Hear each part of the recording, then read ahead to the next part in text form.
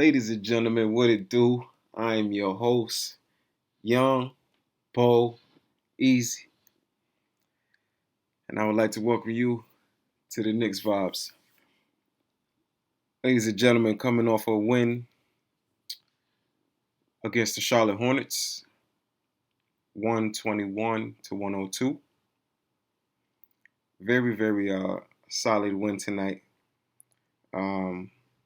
If I'm not mistaken, we're on a little streak here. I think it's a 3-game streak. So another solid game, a game that we were supposed to win. Definitely going to hop into this one. I'm going to try to make it a quicker show than normal because, hey, man, I just dropped a really good show, in my opinion, I believe, yesterday. And that was a lot of time. You should check that one out. But, yeah, man, like I said, 102, 121, Knicks prevail in this one, man. 3-game winning streak. And we should be on for more, but that's something we're going to discuss. All right, before we get into it, ladies and gentlemen, like, comment, subscribe, share with your peoples. And, man, you know what we're here for, man. Right? You know what we're here for. All right, let's get into it. This was a game that we were supposed to win for sure. And we did just that, you know. I didn't have notes for this one because I was so focused on the fact that, you know, this is a team that's below 500.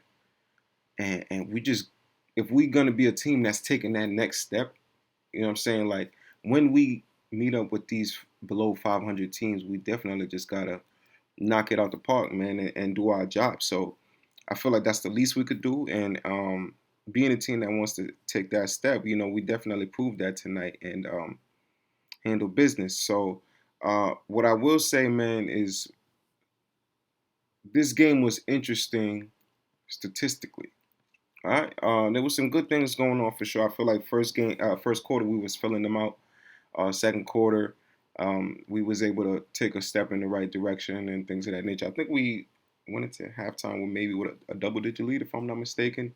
Third quarter, we definitely put in that work and kept them really limited. They, I want to say, scored maybe 22 points to our 32. Or it was a big enough gap, and you know, we kept the lead, and that's something that you want to see when we build leads against certain, especially against teams like this. We maintain and we keep applying that pressure. I felt like the fourth quarter they let their foot off the gas a little bit. I wanted to, you know, keep them under 90 still, but you know that didn't go down. So I mean, it is what it is. They came through and scored a lot of points in that fourth quarter.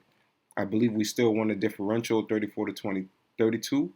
Um, but you know, I just wanted to see that defense to continue all four quarters. I don't care how big the lead is, and um, I'm kind of 50-50 on when Tibbs, you know, still has the starters in with that big of a lead. I don't think he necessarily needed to do that, which is something that we could have discussed. We could discuss also, but hey, it is what it is, man. At the end of the day, we got to win, and that's what's important. All right. So, like I was saying, I think this was really interesting. Statistically, we got 6 steals, 7 blocks, 25 assists, 48 boards, 11 turnovers, which is, you know, around that number that we've been averaging. And that's not, you know, and as far as you're talking about 48 games, how they calling that traveling call now, and then there's charges, and you know, it could be the simplest thing. So 11, you of course you don't want to turn the ball over at all, but that's not a bad number. So that's kind of right away you one. I think that's when you start to pass 12, 13, that's when you start getting a little more concerned. 87% at the free throw line. Hey man, close to 90%. I like that. I like it.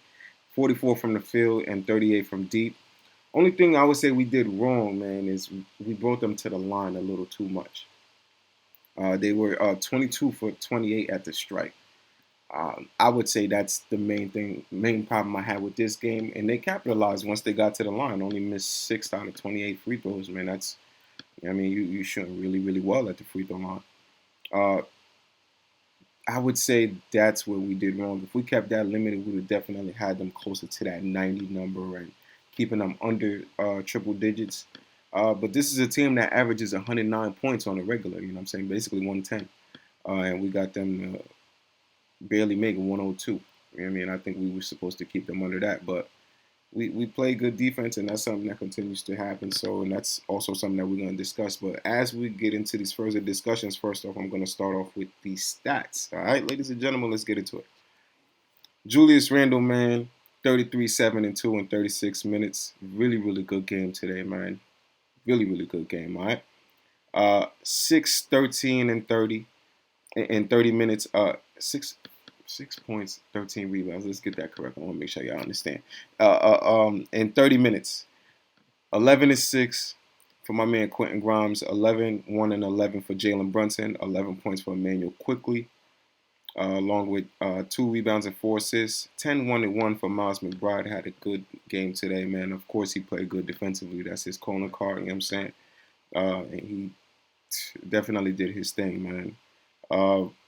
And he does things that doesn't show up on the stat sheet, and you hate it for them, but you know when that's working out for you, it is what it is. You wish it could show up on the stat sheet so you could get that credit for it, because people that don't know about him ain't gonna know if they're just looking at the stat sheet. But for us Knicks fans that's watching these games, you see a dude like Miles McBride putting in that type of work, and he's just out there giving 110% effort. And hey, man, he's reaping the fruit of his labor right now, man, and finally getting the double digits, looking a little comfortable out there, man. And we want to see that Miles that was, back in WV, getting comfortable in that mid range and even hitting some outside shots. Once he got his confidence and the game slows down for him offensively, this kid could be something, really, really. It could be a really great asset to have on this team for sure moving forward.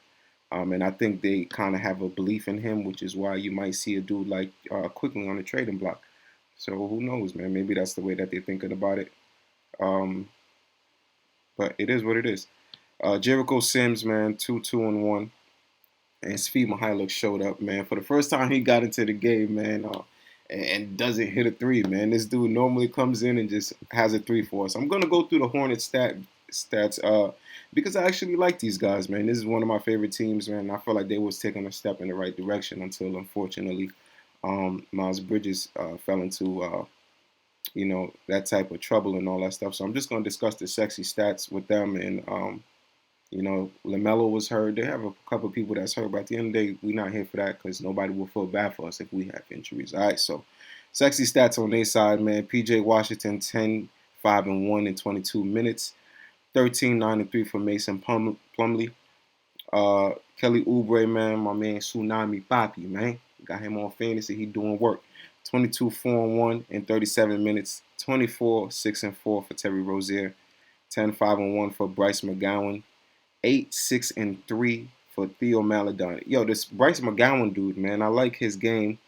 I see some really, really nice potential there, man. I'm gonna have to tune into a couple more Hornets games and check out what's going on with this guy, because he just has a certain it factor about him. I like him a lot. All right. Just from seeing him this one game, he just getting burned. Apparently, he's from Nebraska and things of that nature. And but this is my first time seeing him. But I really liked the work that he put in today. So I'm gonna be looking on to what's going on with him. I see some potential there. All right. And normally I got an eye for these things. I'm saying I ain't trying to brag or nothing. But hey, listen, ladies and gentlemen, you already know what it is, man. If you tune into the show on the regular, man. I want to say before I get into it, Julius Randle had a hell of a game, and this is back-to-back 30 points for the man. He's been playing really, really well. But ladies and gentlemen, this is Easy Starter Show. You understand? Which means Easy makes the choice here. And his first of the season, and it's about damn time. Ladies and gentlemen, Ajay Bahe. You understand what's going on, man? Broadway Barry. 26 points, 7 rebounds, 4 assists. 1 steal, 9 for 18 from the field, man. 50%. Listen, it's about time my man RJ Barrett locked down the star of the show. You know what I'm saying? Julius has been playing really, really well, man. But I would say they played the same amount of minutes. RJ was more efficient. They had the same amount of rebounds, and RJ had more assists. So really, the only thing that Julius had was some more points. 7 more points to him. But RJ's imprint was pretty much on every part of the stat sheet. So was Jules, but in this, the what I saw from RJ was more efficient. I like efficiency. You know what I'm saying? Julius was 4 for 10 from deep, which isn't the worst things, but some of those threes didn't have to go up. It's just as simple as that. And you know what I'm saying? RJ Barrett 9 for 18. This is something that we need from him. He looked comfortable. I don't, you know, we just looking outside, looking in, but he he he had a spring to his step today. He looked like RJ from last January. You know what I'm saying? He had a spring to his step, was, moving, and him and Hartenstein had a couple connections off the alley oops and all that stuff, and he looked extremely comfortable. Could it be that he came back to North Carolina, man? I don't know if he went and stopped by Duke or something, man, said what's up to some peoples and, got his confidence back. But he did something, man, and he looked good today. He looked like he was feeling good, and it shows up statistically and just, you know, all around team play. It was good. All right, so not much to say about him, man. Easy start to show. You already see who it is, man. My man Broadway Barrett. All right, Ajay Bahai, man. Don't forget to accent it like that. All right, ladies and gentlemen, let's take it to the takeaways. All right, Lucky 7. That's number one on the takeaways. All right, Lucky 7. Ladies and gentlemen, we had 7 people in double digits. You had Julius Randle, you had R.J. Barrett, you had Jalen Brunson, who didn't even have a good game. He was 3 for 13 tonight. Mind you, our point guard, 3 for 13, didn't play well, and we still hitting 121 points. This team could put the ball in the hoop. All right? We done been saying that all season. And now the defense is starting to show. All right? We might have something interesting here. We just hit the 500 clip. All right, but let's get into it. 7 people in double digits. Like I said, Jalen Brunson, R.J. Barrett, Julius Randle, Miles McBride, Emmanuel Quickly, Hartenstein. Man, come on. And I'm missing one. My man G6, Quentin Grimes. Come on, man. You know what this is, man. 7 people, double digits. Anytime you could get that, it's beautiful. It's beautiful. Phenomenal, man. You have 4 people with 11 points. I don't know what's going on with, the number 11 tonight, but 4 people with 11 points. I'm just happy. I'm happy with that. I'm happy with that. Though there's some situations that are gonna tie into this. As far as the depth goes, I feel like our depth hasn't. We've been playing with limited rotations, and still our depth is doing really, really well for us because we got 7 people in double digits. So it's crazy. But it puts a smile on my face and a bunch of other Knicks fans' faces, I'm sure. So that's all that matters. All right. Second one on the takeaways, ladies and gentlemen, clamps. Clamps. Yes, this is a Tom Thibodeau team, ain't it? It's what we like. All right, so check this out. They shot 44% from the field, but they shot 23% from deep. That's what we want right there. The 23% from deep, because we were getting killed from the three-point line in the majority of the first 20 games. Killing us from the three-point line. We couldn't guard the three-point line at all. So clearly, Tibbs went and started, probably looking at film because he's always speaking on film and this, that, and the third. So, and started making adjustments on how we could start playing defense. Or it could just be the fact that we got a healthy Grimes out there and he got a dude that he really, really vouched for with his defense, especially in Miles McBride, going out there and just playing hardcore defense. These dudes that's not afraid to close out. These dudes that's not afraid to play weak side and just be gritty and in every way, whether it's offense or defense. He got the guys that he wants on the floor. I felt like he was it could be possible for me just outside looking in. It looks like he was pandering to the front office, and the front office was probably saying, "Yo, we want you to play these guys at least." You know what I'm saying? Which is why when we seen Tibbs go to 11-man roster, it's like we was kind of surprised. So um, to see that he's back into his 8-9 man roster, uh, and we're winning games and we're playing defense, maybe this is what Tibbs wanted to do all along. I could be wrong. That's just my opinion. All right, but 23% from deep. Anytime you get that, that's phenomenal. All right, they still shot good. They still shot. We shot 44% and came up with 121 points. So that means we could have played better. But they shot 44%. You know what I'm saying? If you got a player that's shooting 44% on the season, you're pretty much happy with that because that's good numbers. But for them to still be shooting 44% and then have 23% from deep, that's how you know you can't let these teams go off from the 3-point line. You know what I mean? If they're already shooting 44% with a bad night shooting outside, you can't afford to have these teams knock down a three. So if there's anything we got to do, we got to knock down that three, and we got to keep people off the line. That's me. I think if we're doing those things, we always competing in the rebound differential. We beat them by 3 in the rebounds today, 48-45. And these are the recipes to win games. These are the recipes to win games. You know, a lot of times numbers ain't gonna lie to you.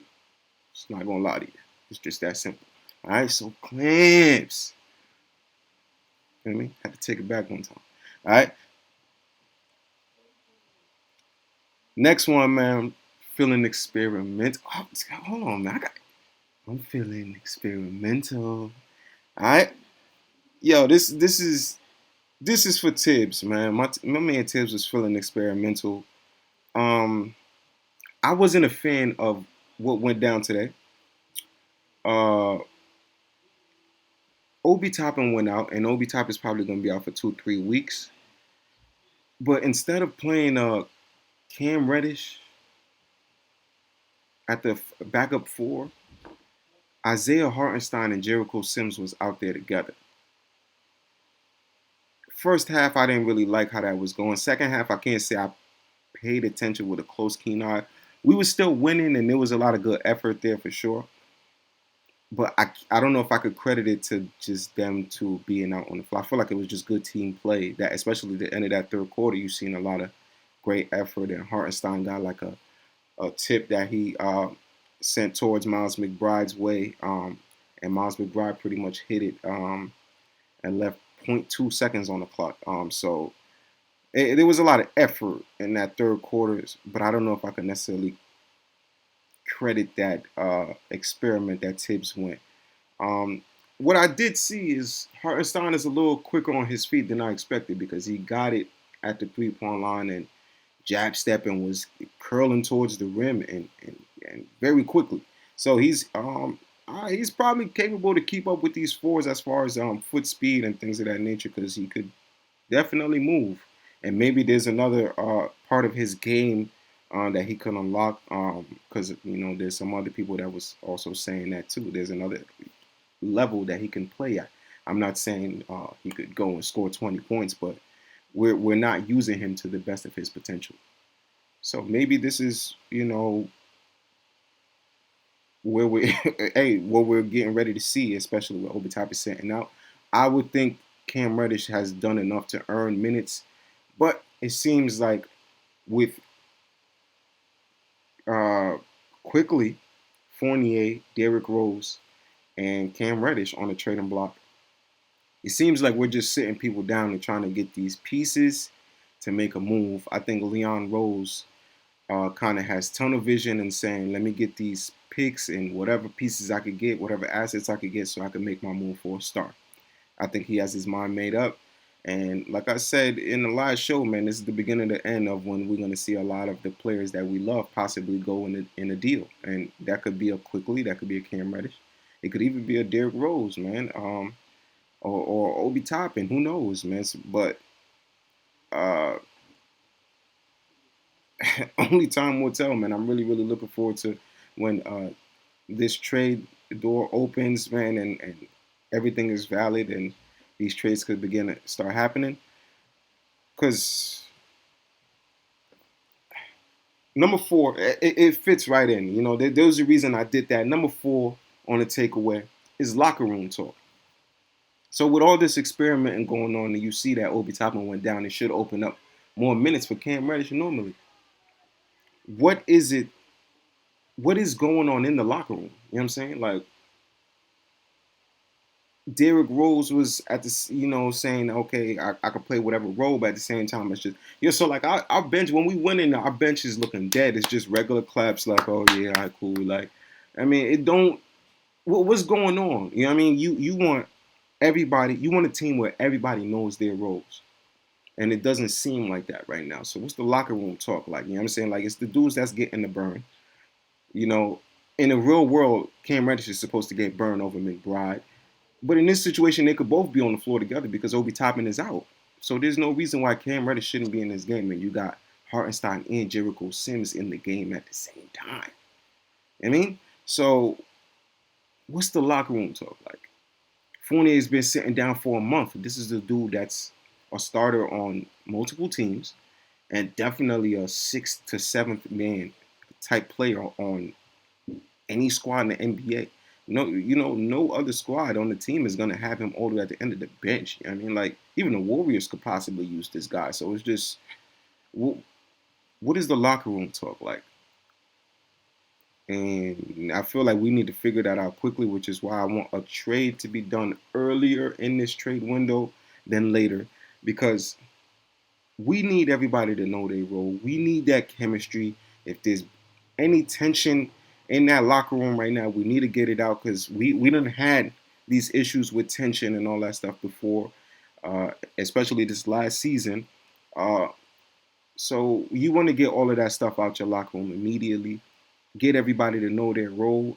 You don't want dudes sitting over there thinking they deserve starting minutes and they getting, they can't even get in garbage time.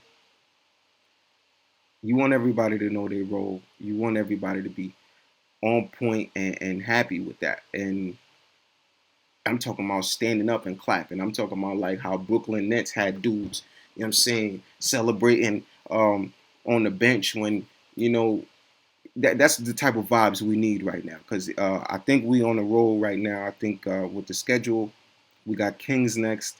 We got the Bulls twice. And I forgot about that the game after that one. But we got 4 winnable games coming up, so we should be on a winning streak, honestly, and this should push us well over 500. We at the 500 mark now, but we should be 4 or 5 games over 500 within these next couple of games if we still handling business. All right, so I mean, it is what it is, man. I just want us to handle business. All right.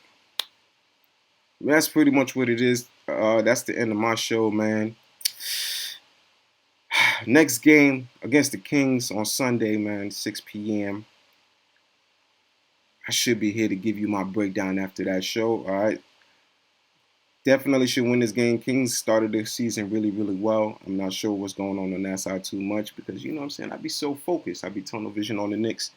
I check in here and there, but Kings started off really well. But I still feel like this is a game that we could win. And hopefully we do just that. All right, because